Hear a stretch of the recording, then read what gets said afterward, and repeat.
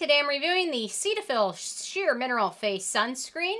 And really quick, I just want to say I purchased all these products with my own money. I'll never waste your time with sponsored ads or videos, so if you want to help support the channel, check out nobsbeauty.com, join Patreon community, or click on the links below. Okay, so I just want to try this one. I don't try a lot of Cetaphil products, but I'm always looking for a nice zinc-only sunscreen for certain days where I just want to get up and go, and especially wintertime, so thought I'd try this one out, and I've got a lot of thoughts on it, so bear with me. Okay, so they say Cetaphil Sheer Mineral Face Liquid Sunscreen is an ultra lightweight 100% mineral sunscreen designed for daily use on the face. Broad spectrum SPF 50 reflects both UVA and UVB rays to help prevent sunburn and decrease the risk of skin cancer and early signs of aging due to sun exposure. Okay, sounds good enough. My first criteria is packaging, and no real issues with the packaging. Although, the thing that annoys me is they have the expiration date on the box, but nowhere on the bottle. Most people probably don't keep the box. I don't even keep the box, so I guess you're just going to have to write it down. So maybe it does. Sorry, it does say it. Okay, never mind.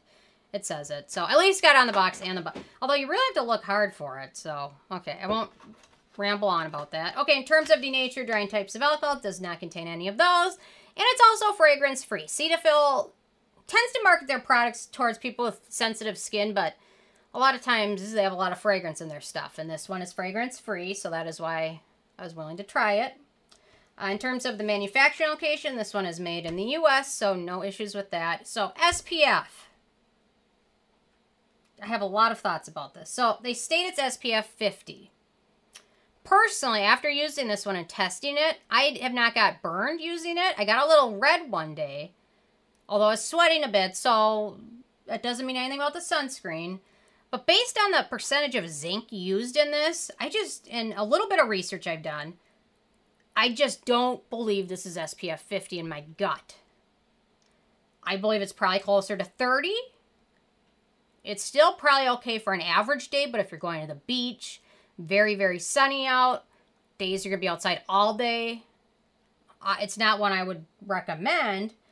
General rules are for 1% zinc, based on formula, what type of zinc is used. It can be about, the max is 1.5% SPF for every 1% of zinc.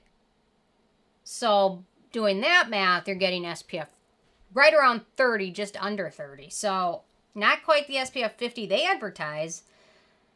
Typically, I usually think, well, there's something I don't understand about it. And you know what? There's a lot of complex thing that goes into sunscreen. That's why a lot of brands that are huge don't even make sunscreens, because there's a lot to it. And a lot of brands that have sunscreens don't even make it themselves. They use one of the special manufacturers for it.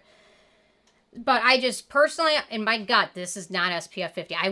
I'd love to test this one and see what it really is, because just my gut is saying there's no way this is SPF 50. Things are going off in my head. But I could be wrong.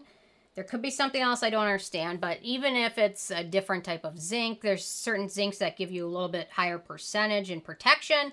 Even factoring that in, I just have a hard time believing it's SPF 50, but there we go. There could be something I don't understand. If there is, leave a comment. So anyway, so those are my thoughts on that. If it's SPF 30, it's fine for an average day, but certainly not a day where you're outside all day. Days you're outside, days you're at the beach, days it's very, very sunny or the UV index is very high. So, or if you have very, very sensitive skin, you're on medications. There's a lot of medications that make you more susceptible to burning. Anyway, so those are my thoughts on that. Okay, in terms of the UVA protection factor, so zinc oxide is a broad spectrum filter, which means it filters out all the spectrums, UVA and UVB.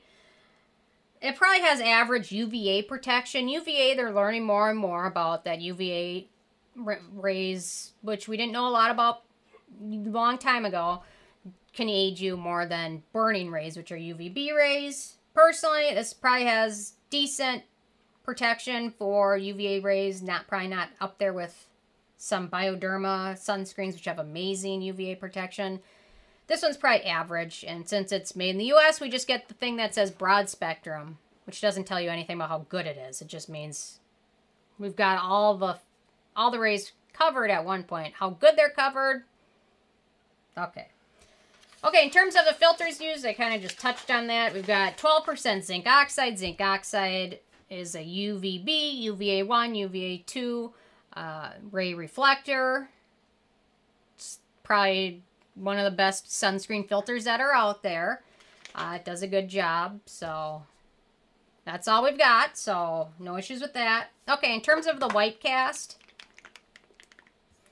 this one does have a light white cast as you would expect with a zinc oxide based sunscreen.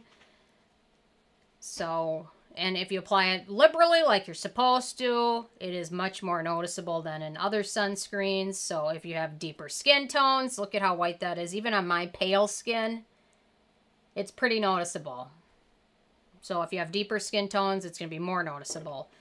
If you are going to use a foundation over it, then you're not going to notice it as much, but it is noticeable if you're just applying this to your face and going for the day. Even pale people probably aren't going to want that look. It's a ghastly look. So the more you smooth it in, it kind of fades a little bit, but it's still there and noticeable. In terms of the texture, it's got kind of a liquid texture. It does smooth over skin very easily.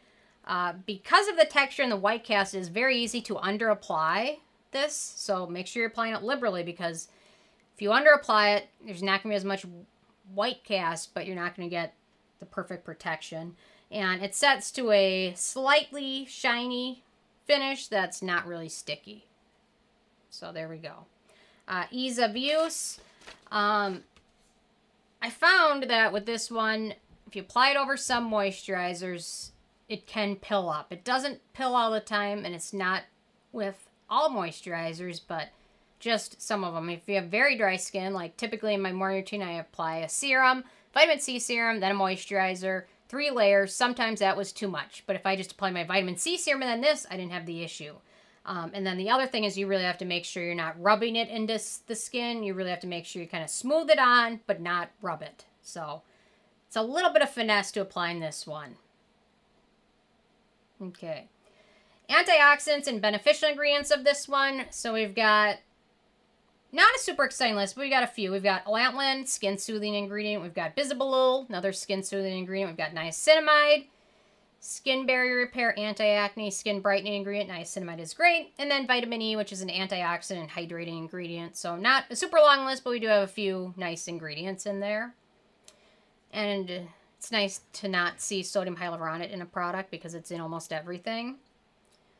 In terms of acneogenic ingredients, we've got 3. We've got dimethicone, hexylene glycol, and vitamin E. So not a ton, but a few. In terms of cruelty-free status, this brand is not cruelty-free. So there we go. In terms of performance, so on an average day, where you're not out in very strong UV rays all day, it works nicely, I guess. It doesn't leave my skin feeling really dry. Some zinc sunscreens can feel really drying on the skin. This one doesn't do that. Maybe it's because of some of those extra ingredients in there. My skin did end up looking a little bit shiny towards the end of the day, but not terribly so. And generally you can fix it by setting some powder with it once or twice or throughout the day. My skin didn't get burned or darkened using this. It did get a little bit red on my forehead, which probably is from sweating more than anything. And then the nice thing, it didn't really have a tendency to cling to dry areas. So it's generally fine to use throughout the day once you get through that application process.